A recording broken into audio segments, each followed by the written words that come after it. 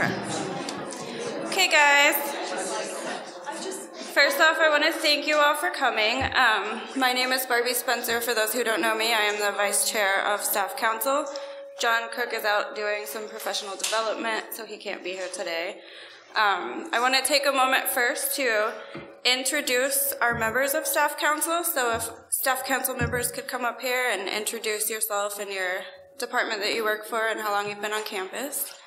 I'm Barbie Spencer. I work in Equity and Title IX, and I've been here for 5 years, almost, close, 5-ish. Okay.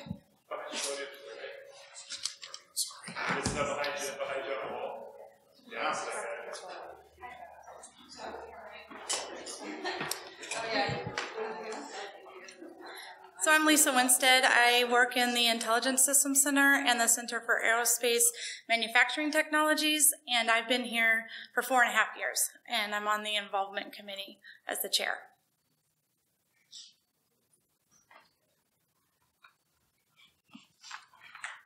Hi, I'm Jessica Bowles, and I work in Career Opportunity and Employer Relations, and I'm on the Treasurer of Staff Council and the Fundraising Committee.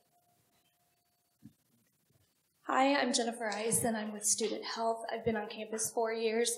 I'm on the CCDI, 4 years.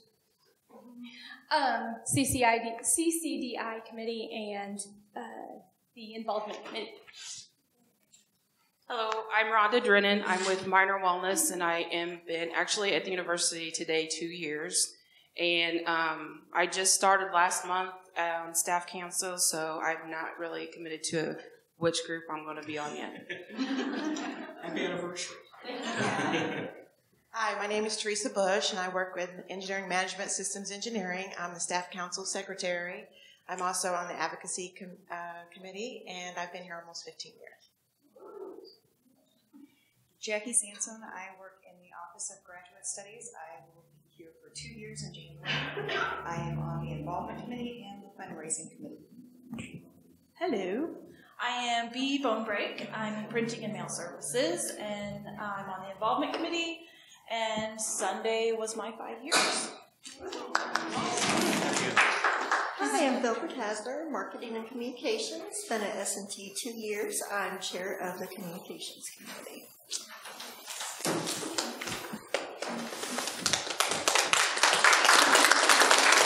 Hi, I'm Joe Tupper. I've been with the university for about 3 years, and I'm on the Communications and Involvement Committees.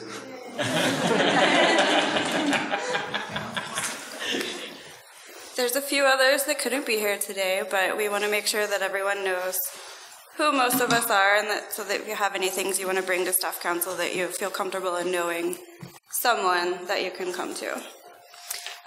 So before we get started with the actual open forum, I want to invite Lisa Winstead up here. She wants to make a quick announcement. So I have Brittany and Brittany. So last week, I believe it was last week, we had our Fall Staff Appreciation Day, and it simply couldn't have gone any better without the help of Chartwells. So I just wanted to say on behalf of Staff Council and the Involvement Committee, I truly appreciate everything you did for us. They donated all the refreshments and the turkey basket items. So thank you very, very, very much.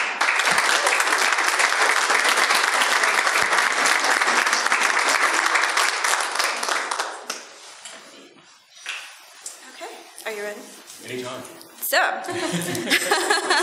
do you guys want to say anything before we start? Nah. No? We'll get right to it.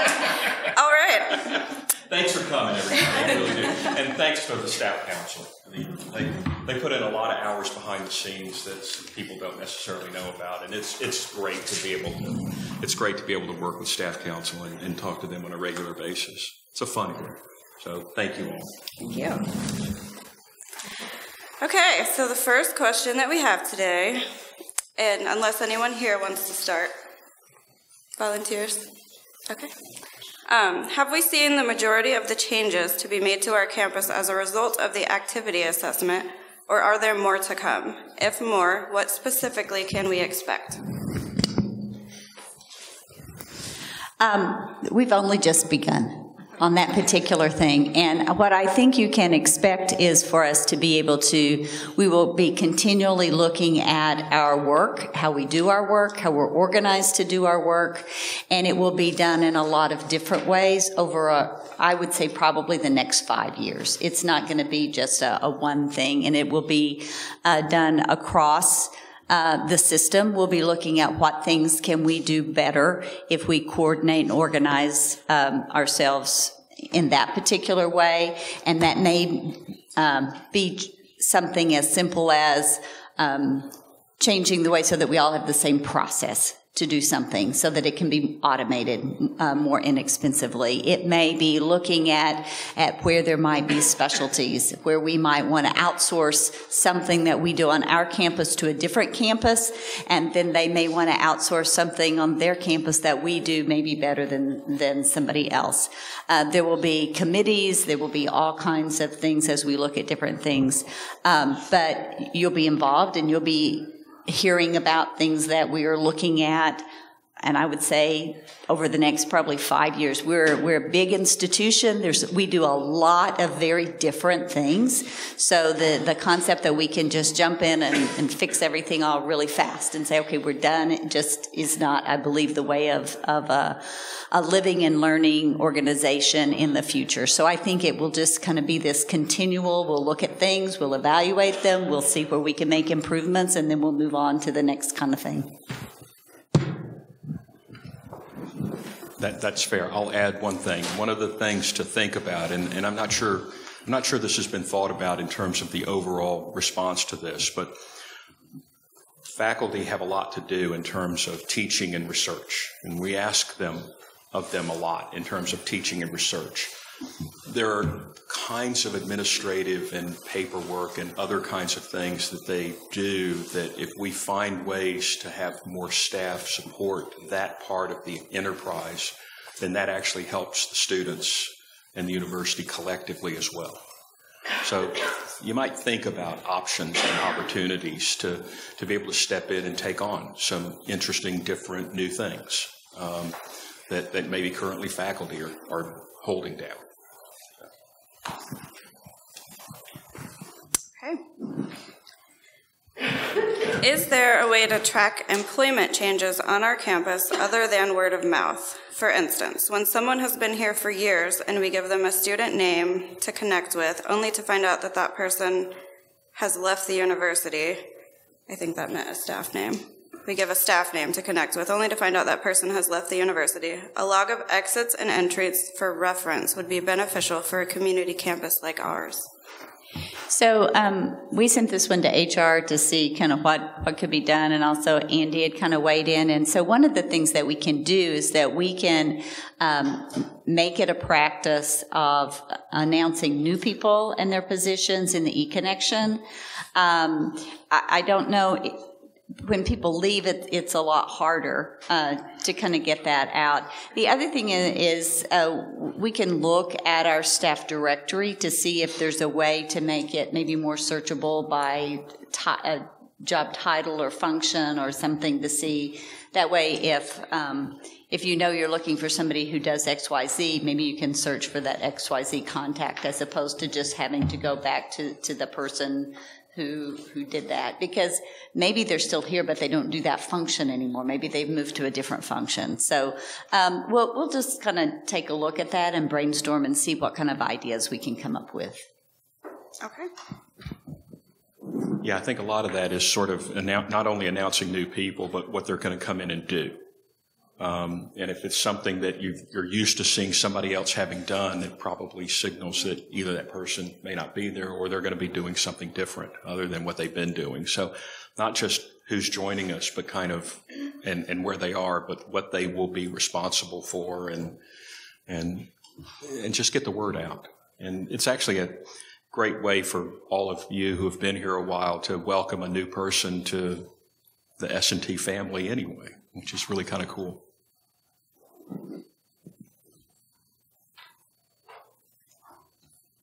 You guys are feel free to ask follow-up questions if you want.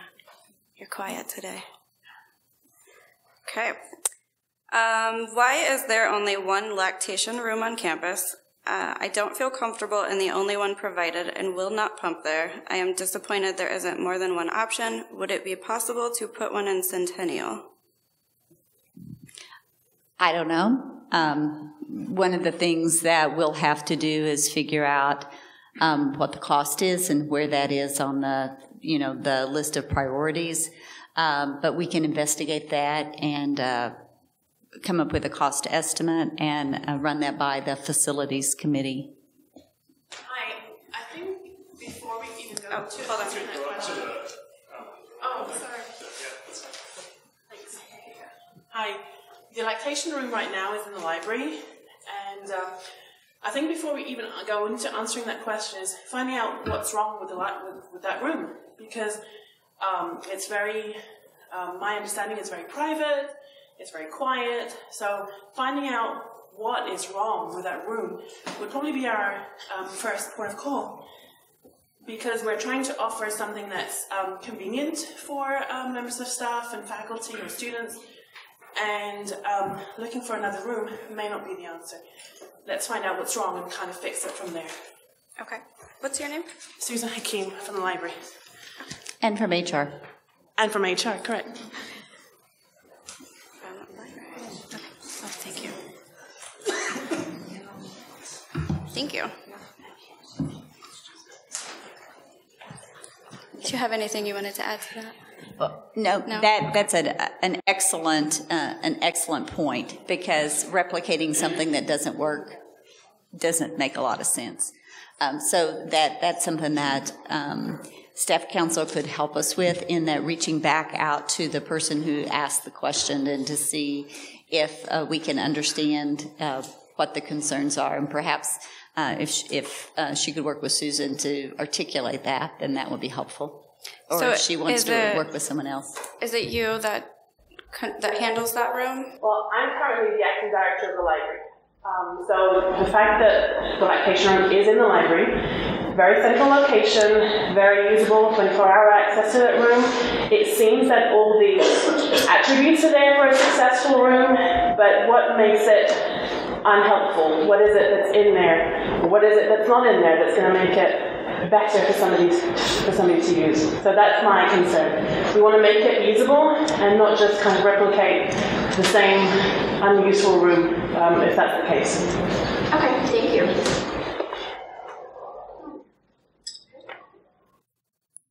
We will go to the next one then. This question is kind of incomplete. It says, bridge over Highway 63 by 10th Street for easier access to student health in Gil Bowman and less likelihood of student/vehicle interaction.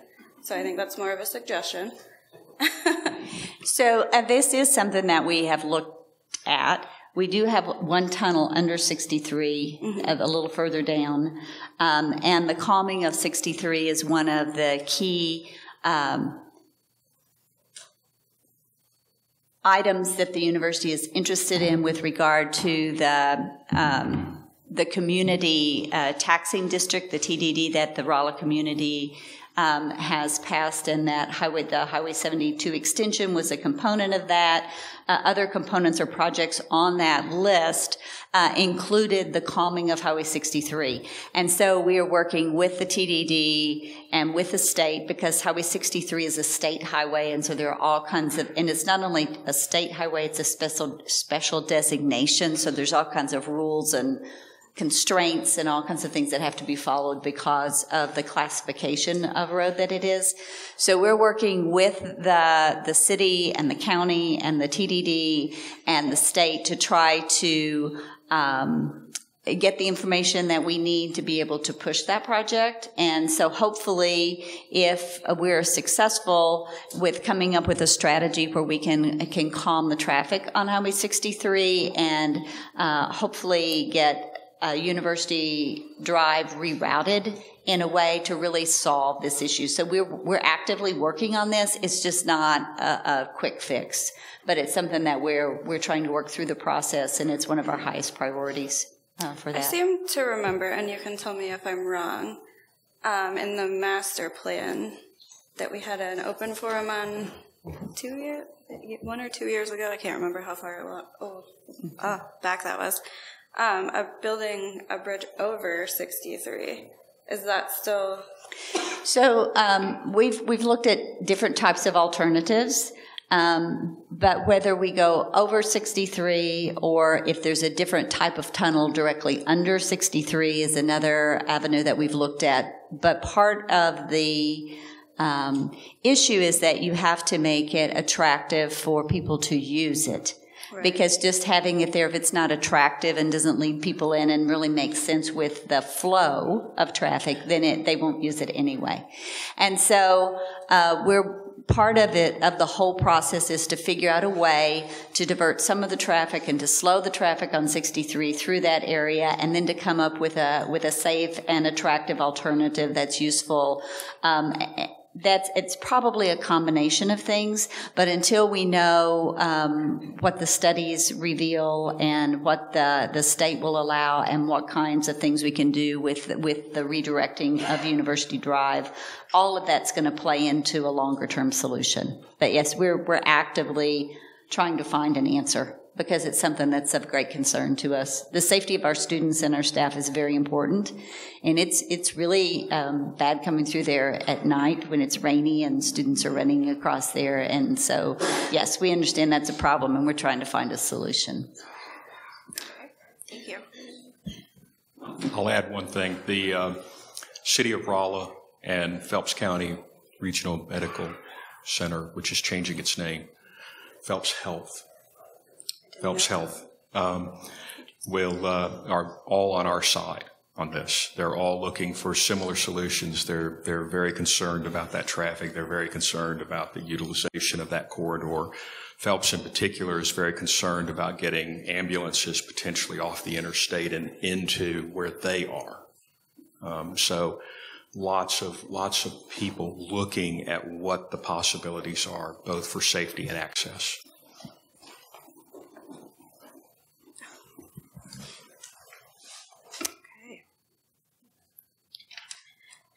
It would be a great and cost-saving measure to again shut down during the week between Christmas and New Year's.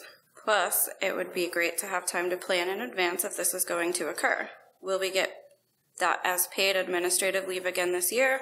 Last year it was really awesome to have that week, and I and my colleagues all really appreciated it. Yes. The board voted last year to make that, at least for the foreseeable future, an annual event.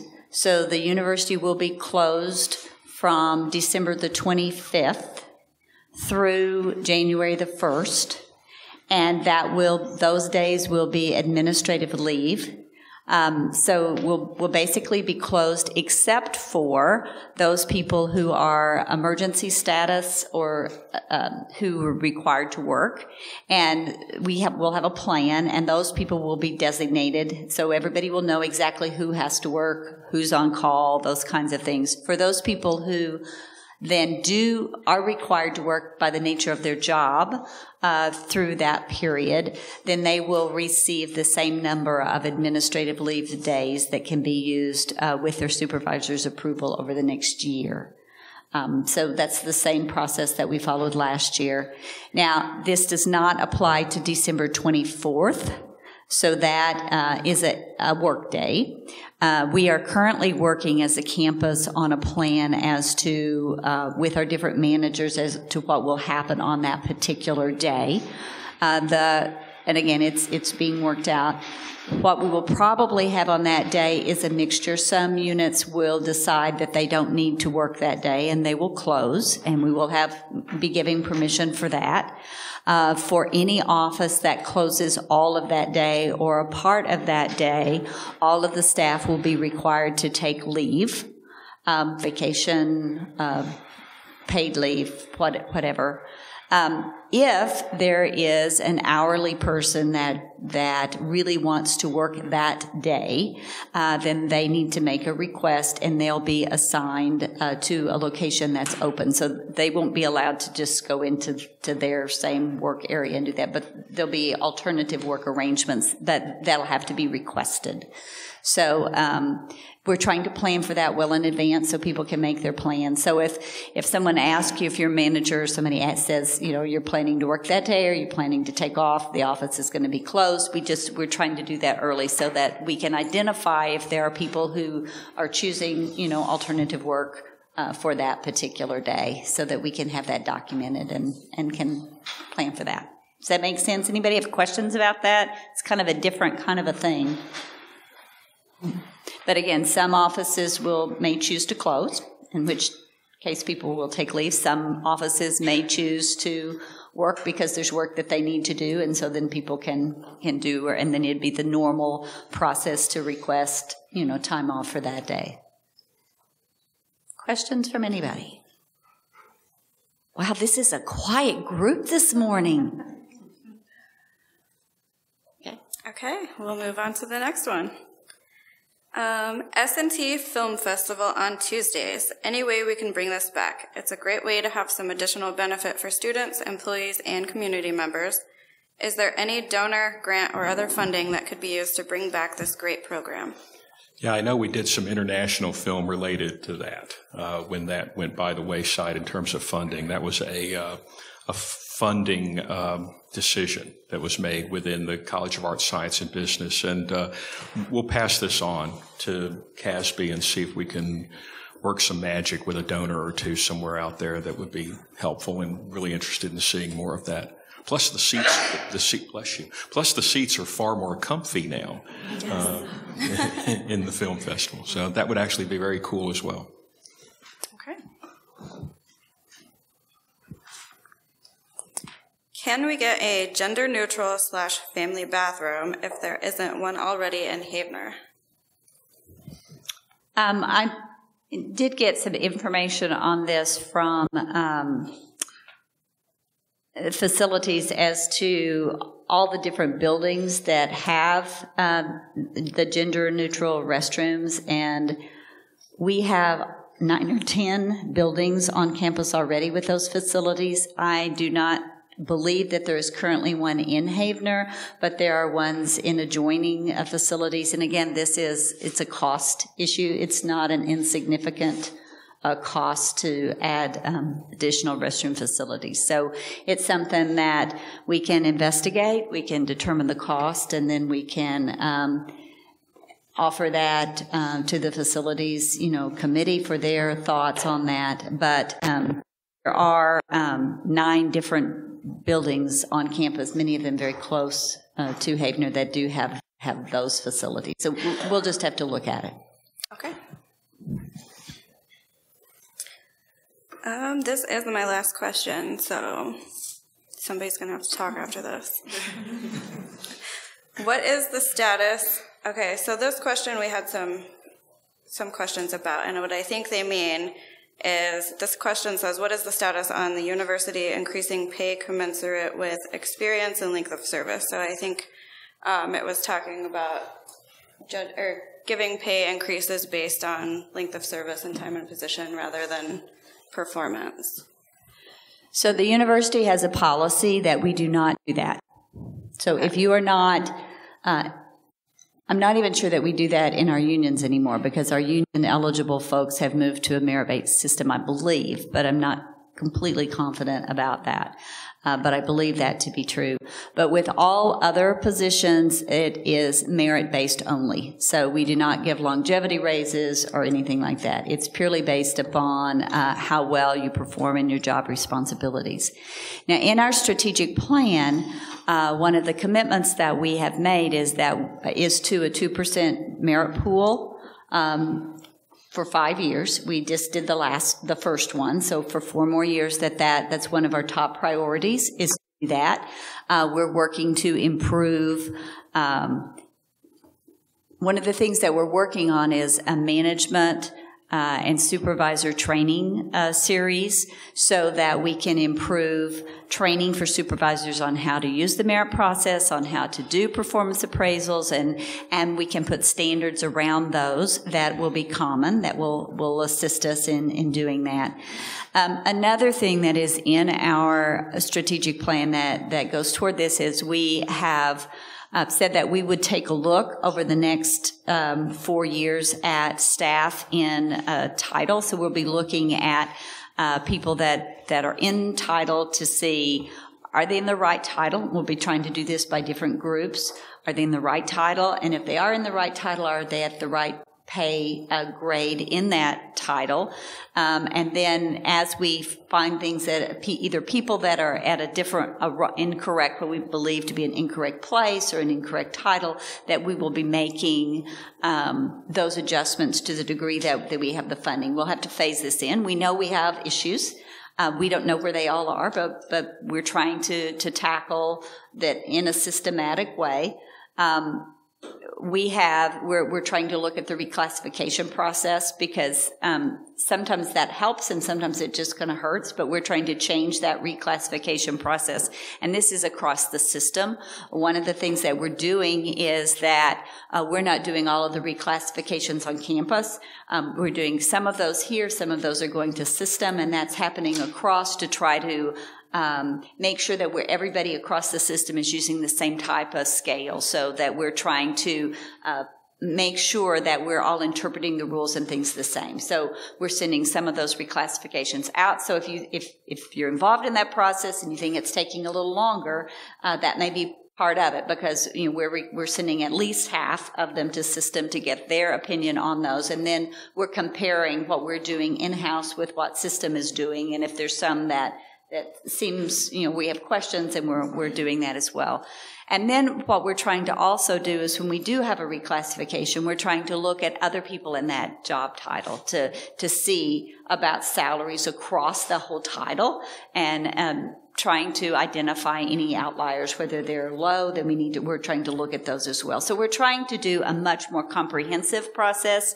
It does take a little longer when you do the more comprehensive process, but we also believe that will bring more equity into that. And then when we can look at that, and we can look at maybe everybody on campus in a particular title that may need to be adjusted or increased, then we're trying to do that. So we set in our strategic plan, we've put a goal for some money to do that, to create a pool over the period of time, and then we're trying to evaluate those titles to the best of our ability. Will we get everything absolutely where it needs to be? No, but we'll do our best to make progress in a way that's logical and defensible and reasonable for everybody. Okay, thank you. You have some?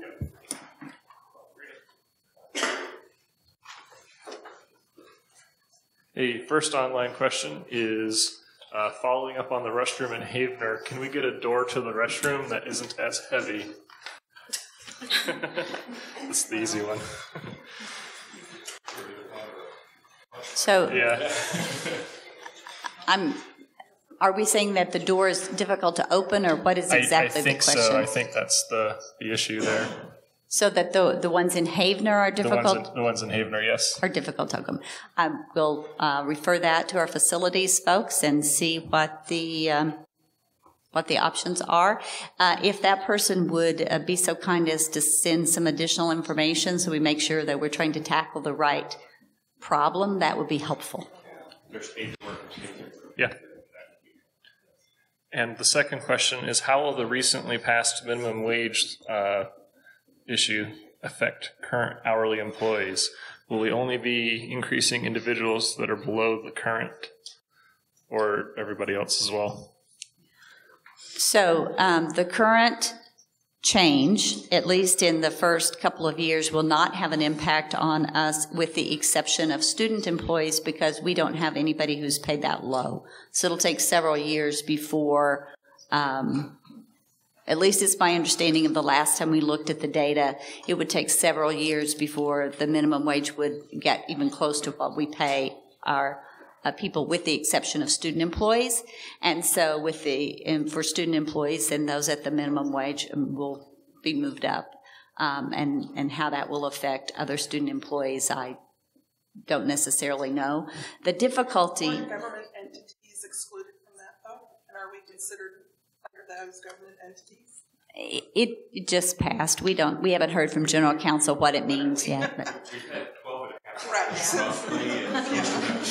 Well, interesting work study students. Yeah. Our work study students were already asking this morning about that. And so, yeah. And so that was already on their horizon of how that will affect students down the road. Yeah, absolutely. And I don't know the answer to that.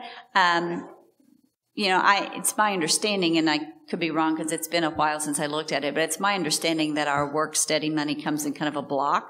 So if it does apply and so the rates go up, then there'll be either fewer hours that are available or fewer students that can participate because the amount of money didn't change. Right. It would just and be the other thing is we were talking in our office, which is financial aid, would students even want to participate if the hourly rate was not the same as the rate they could go and then just get a job in town. But of course there's benefits to those students that are working on campus. So it'll all work out. Yeah, hopefully. And the same thing is really true for many of our student employees in that in some areas there's a certain amount of money that's used to hire students and support them. And so if the rate is higher, then there'll be either fewer hours or fewer students. For others, they're looking for students with a particular skill set, and they're probably paid above minimum wage already. So we don't know. We're just going to have to study it, evaluate it, and work it out. But there's no direct impact on our employees, on our staff employees at this point, because we are not paying anybody at minimum wage other than students, to my knowledge.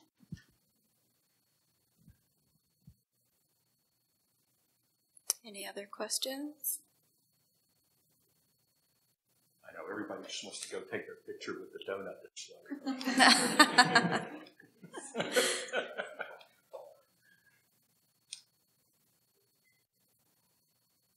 I have a question.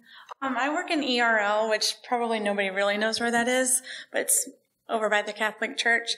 And we have a really blank wall where the paint is peeling. And I'm thinking that if we could use that wall as a mural, it's very visible from the highway. That would be a good, Sounds like it should. I'm thinking of the sesquicentennial. Yeah. I don't know, but if you will send that in, we will forward it to the appropriate people, and it might be something that we could do. We definitely want to deal with all of the issues that we have with facilities. We need to get it on the list. Things don't always pop up, but if there's any way we can fix something in conjunction with our celebration, I'm sure that Andy would like to know about it. I can share a little bit about that because we have actually looked at that wall, and my understanding, and we've had some conversations with Ted and others, that was initially not supposed to be an exterior wall, and so it would require some treatment on that wall. But we have been looking at that and are considering some things. It's just a matter of the cost, what the treatment would be required to do that.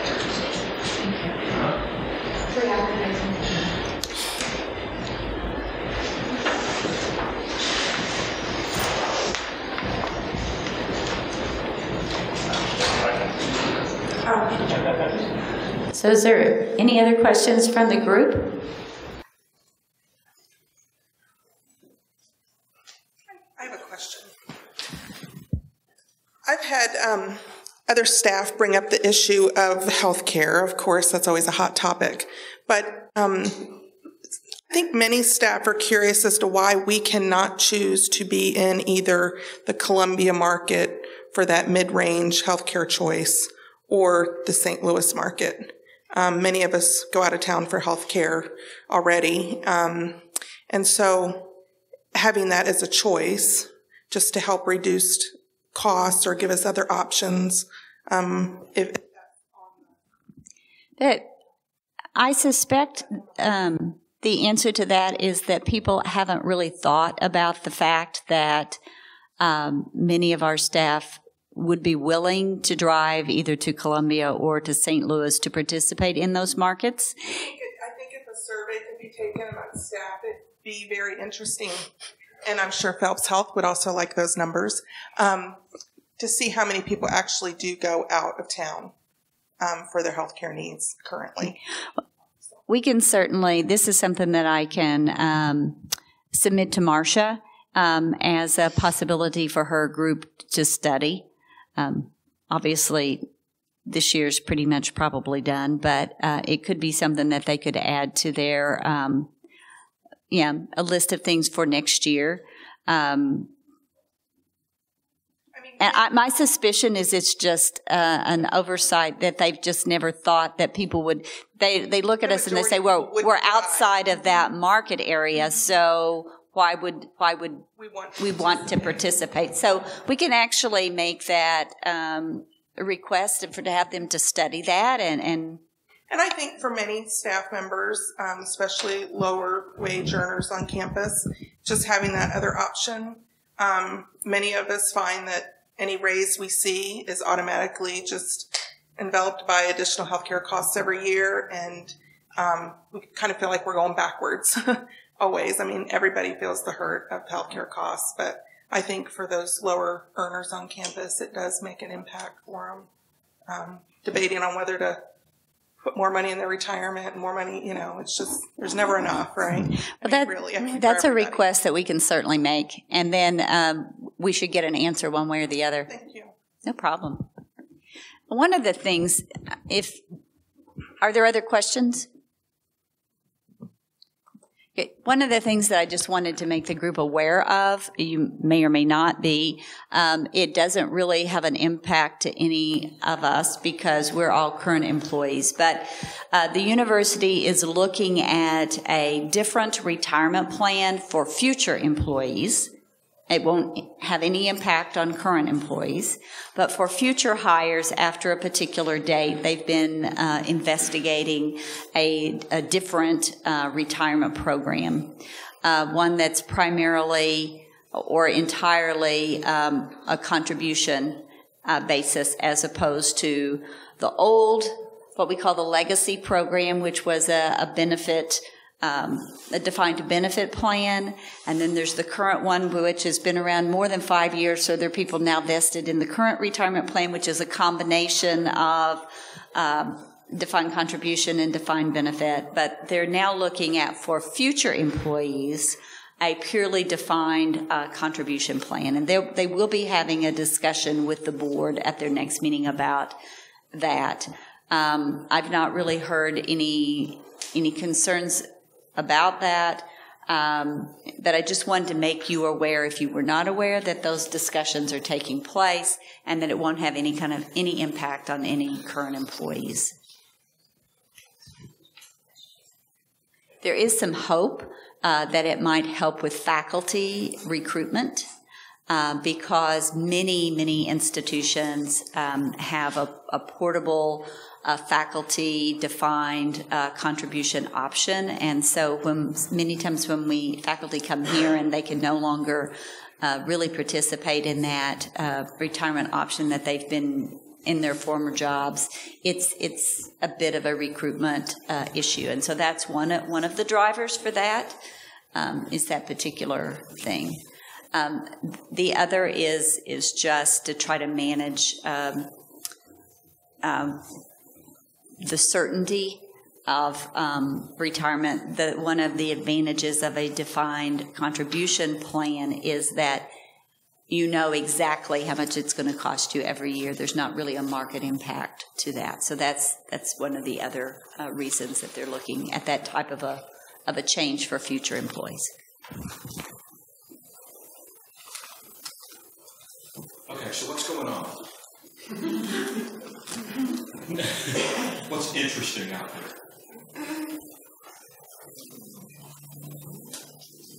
I know, it's a dull campus.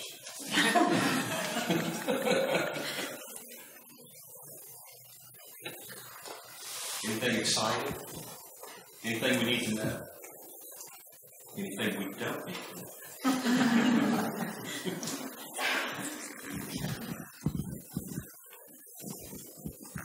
Rumors? Surely there are no rumors. So what is the project? Do I have to get up and... It helps. It helps. Thank you. Thanks for... Not that I'm lazy. I have a big voice, so it usually carries well. what is the project that's first going to happen behind McDonald's and all of that with the new roadway that's going in through there? What is the first project slated for that area?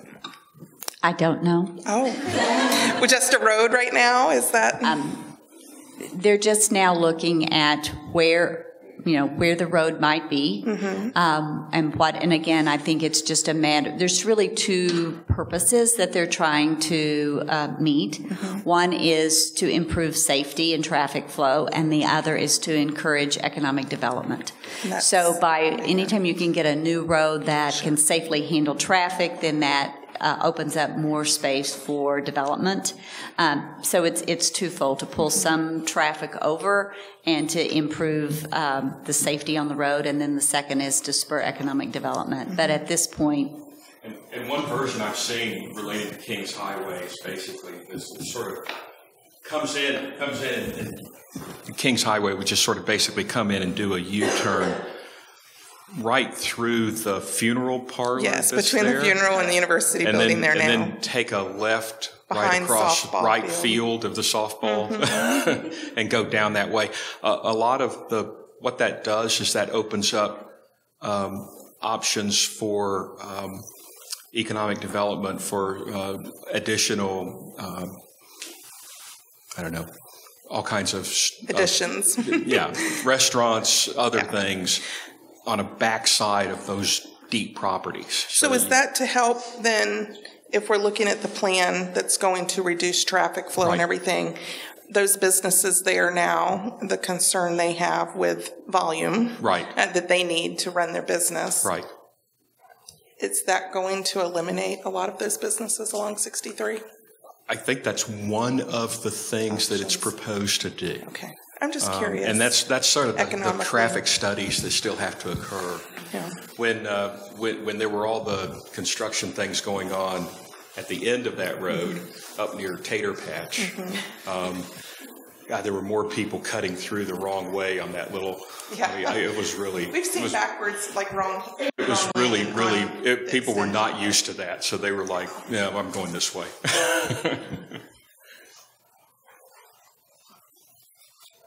Got another online question. So from the online audience, I'm going to drive myself crazy listening to myself twice there. Are we anticipating any more layoffs at this time? I think in the new world that we live in, there's always the possibility for layoffs because there's always the possibility for significant reductions in revenue. The state of Missouri right now looks like it's doing okay, other than we have a real mess with income tax collections. You may have heard that they thought there was an error in the collection tables. In the withholding tables, they believe that they have corrected that for the November withholdings and December. So some of you might see an increase in your withholdings in November and going forward because they thought that there was an error before. So state income tax collections, which is the primary driver for state general revenue, was significantly down the first quarter. They're hoping that will rectify itself and it's a cash flow problem. If it's not, if they didn't get it right this time, then it could be severe cash flow issues for the state this year. If that happens, then the university will hit withholdings. We think we're positioned in this year to be able to handle that. But the other thing that we are aware of is the fact that the longer-term revenue forecasts for the state are not good, and so we are planning in a conservative way for a reduction in state support.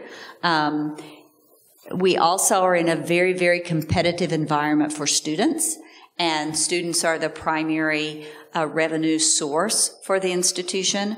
So I've heard some faculty say, not the majority, but I've heard some faculty say, well, it's not really my problem whether we get more students or not. I don't need to help with recruiting. I don't need to encourage. I don't need to teach more.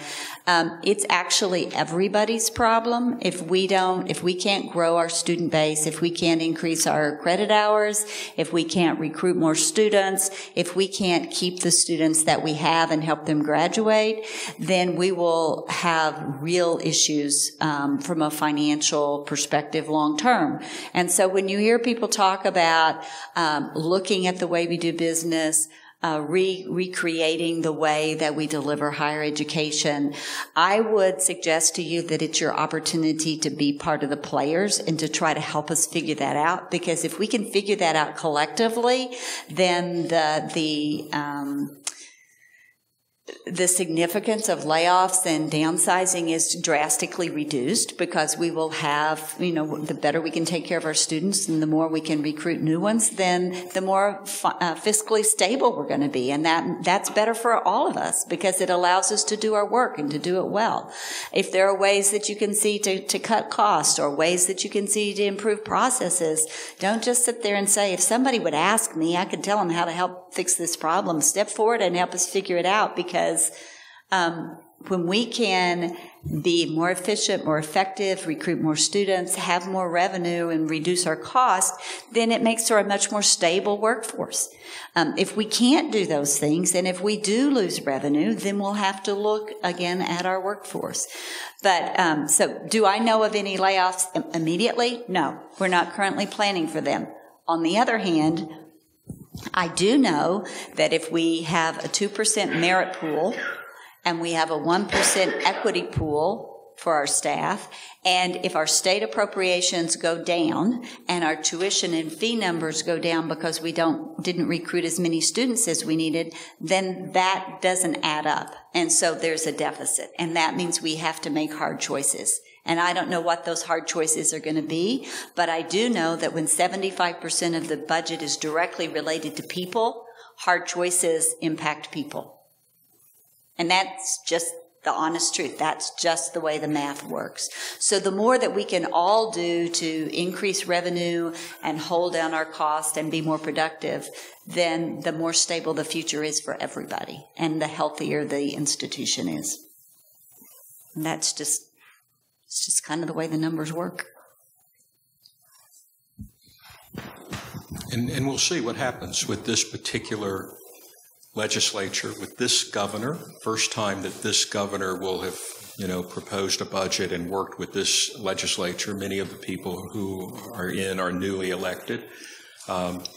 They were very recognizing of how important higher education was this last go-round.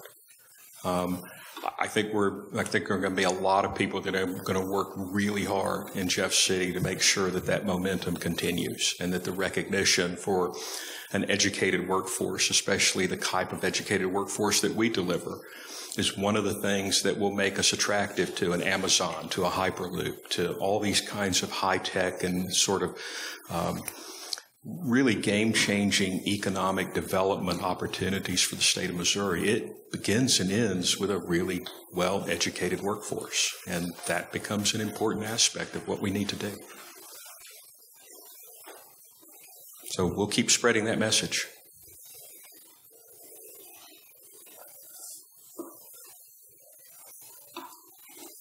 Have you seen, I'm full of questions today, I guess. Have you seen any benefits from the highly selective status yet, or is it too early? I think it's actually a little early to decide if there are benefits from the highly selective status. That said, the last thing I saw was that our out-of-state admissions, our applications were up.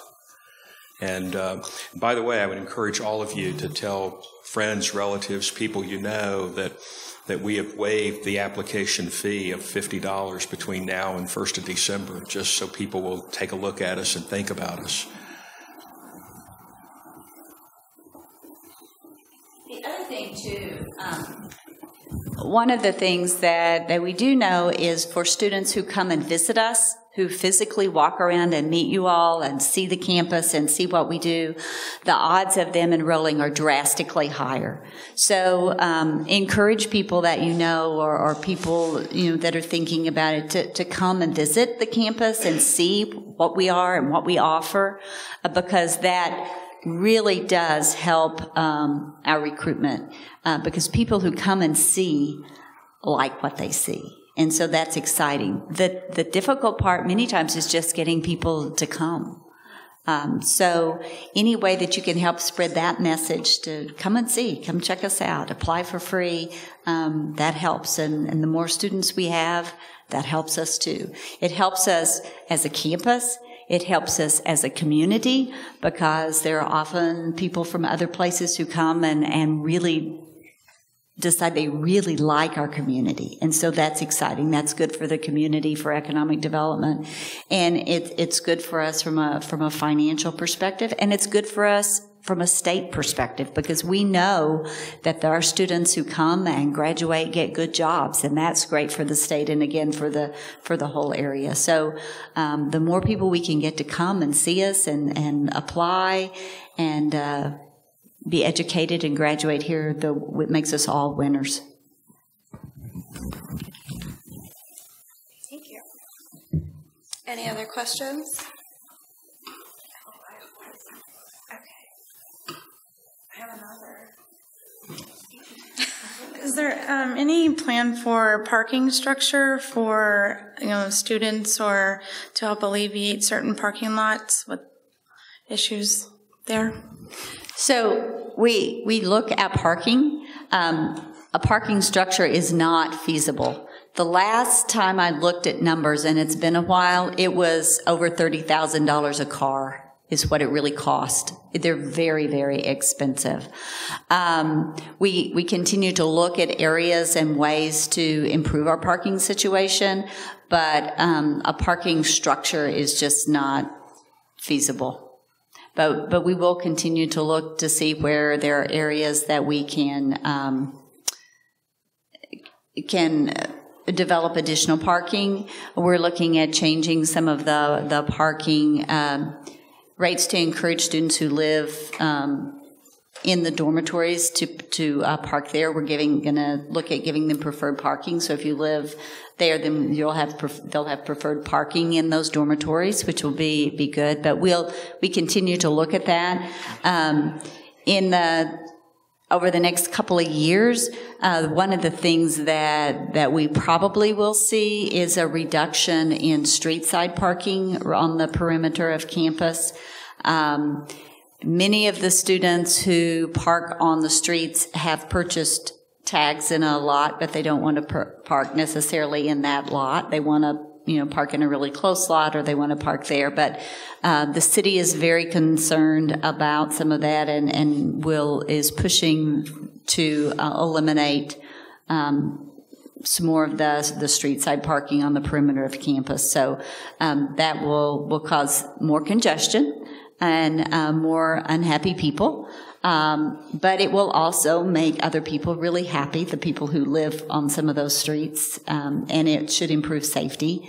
But we continue, we know it's a problem, and we continue to look for ways where we can improve that.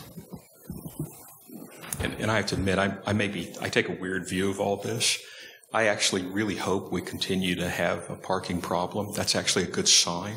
It's like people are here, they're going, this is good. I want a parking problem.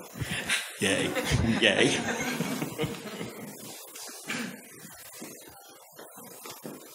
Backing up a question about revenue and enrollment, do we have a new target number for total enrollment?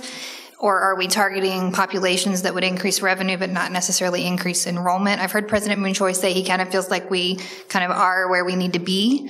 So do you know that number? Do we have a target for total enrollment?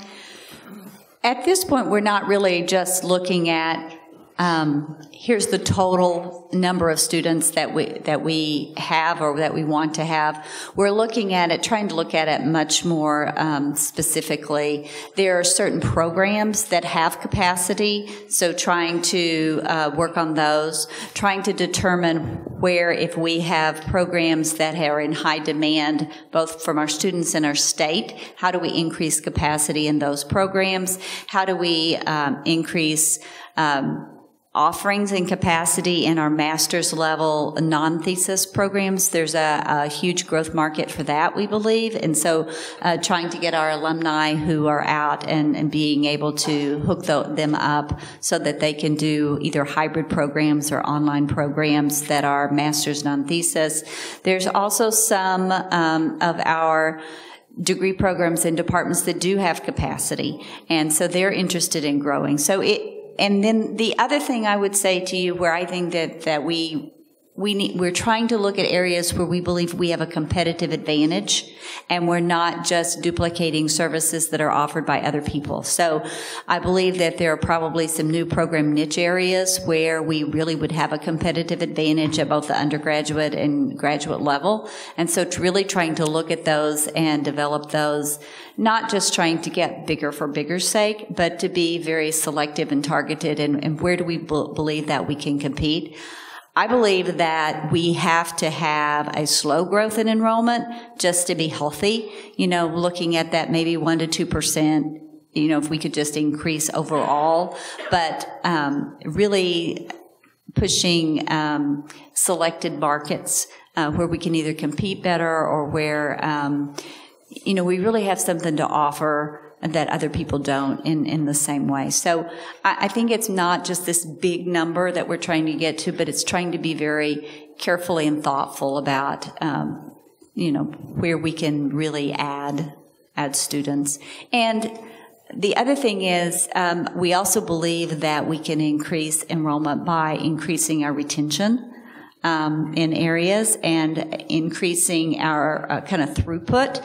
That those are areas that we really need to work on, and trying to identify where are the roadblocks, where are the blockages. You all are out working with the students and you see them all the time. So where there are areas or problems that you see that, this is always a lab that there's just not enough capacity for. Here's areas where students have difficulty with. We need those brought forward so we can try to address them in a systematic way, so we can really work to improve the experience of our students, to get them out faster, if that's their desire, so that they can have less debt, and just really be able to work on student success in whatever ways that we can, just so that they can. We want all of our students to feel very successful, and any roadblocks we can take out of their way reduces frustration for them and anxiety. So however we can work to make that a better experience as well as a productive one, we need to all work together to do that. And you people are powerful, powerful players in that arena, and that's a critically important one. And so we want to make sure that ideas and information that you have flows up so that we can improve who we are and what we are. I have a question that came in. It says, have we looked at moving to a 4-day week like other state schools are? At moving to a 4-day week like other state schools are. Moving to a 4-day week. I'm not sure if that means for students or staff. No. Students. Either. And I don't see that happening with the programs that we offer. Okay. It's going to be really tough. It would be really tough to go to a 4-day week with the programs that we offer. I just got back from a week of visiting a lot of our alumni, many of whom remember Saturday classes and think that we're all, weak by not going to Saturday classes too, right? So, that 4-day week is probably not going to happen. Sure. You know, one of the things is that many of the facilities that we have are very, very expensive facilities. And so just the thought of having them set empty, not used for that, is just kind of a non-starter. The other thing is we have more of a blockage for certain kinds of facilities where we don't have enough that becomes kind of a roadblock. And so we've already extended the use of those quite late in the evening and early in the morning for those that are the ones that are in very short supply. So, and because facilities is a very expensive asset, one of the things we will continue to do is try to determine every way that we can to make sure we are making the fullest use of those facilities as possible to improve the return on that investment for our students, for our state and taxpayers. It's just part of our fiduciary responsibility. That's all I have. Well, I just want to thank all of you for being here. I really appreciate it. We all do. And I really want to thank Staff Council. They work very hard on your behalf. They talk to us regularly and let us know. So please talk to them. Let them know. They're okay. Well, we think the same about you guys, and we'd also like to thank you guys for always being willing to come here and do this. Thank you. Oh. One quick announcement. I know we just finished the Fall Staff Appreciation Day, but we're already looking at the spring one. So if we're open to ideas, themes, suggestions, anything that you have, please feel free to send to myself. I'm Lisa Winstead. It's Winstead L. I also have a sister on campus, so be careful what you enter, but she'll get it to me. And or you can just send it to Staff Council. Certainly, we would like the feedback so we can continue to make you feel appreciated. All right. Thank you. And I just wanted to take this opportunity to thank everybody. This has been a great year for me. It's probably one of the most fulfilling ones of my professional career, and I just want to thank all of you for all the things that you do and have done to make that happen.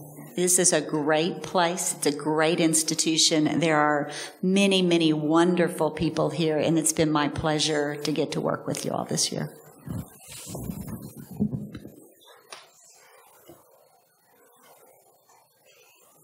Any more online? No? Okay.